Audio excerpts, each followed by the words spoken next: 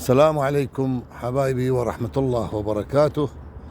صبحكم الله بالخير وصباح جميل علينا وعليكم وعلى كل العراقيين وعلى كل الطيبين بالعالم. بغداد أبو غريب،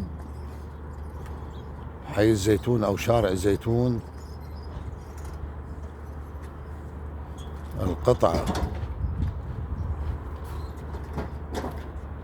إلى واحد من إخواننا، واحد من ولدنا اسمه أيمن.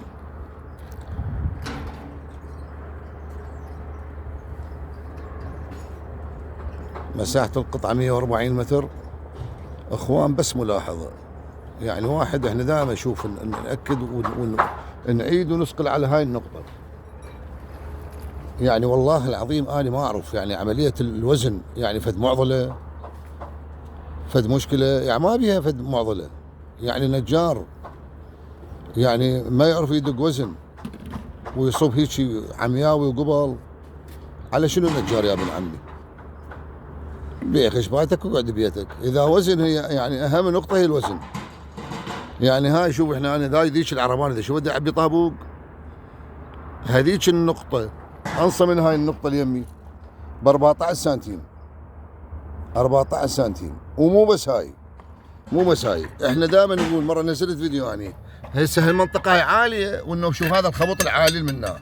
يعني هذا الخبط انت من كان لين يا اخي بالشمشة اشيله واخليه شويه ناصي. يعني ما اعرف، يعني ما والله ما اعرف.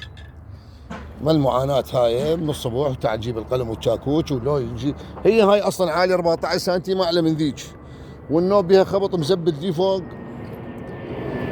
حسبنا الله ونعم الوكيل.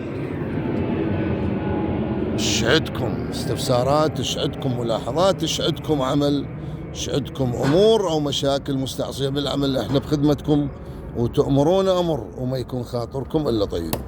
مع تحيات هندسة البناء مجيد العامري، في مال لا غد.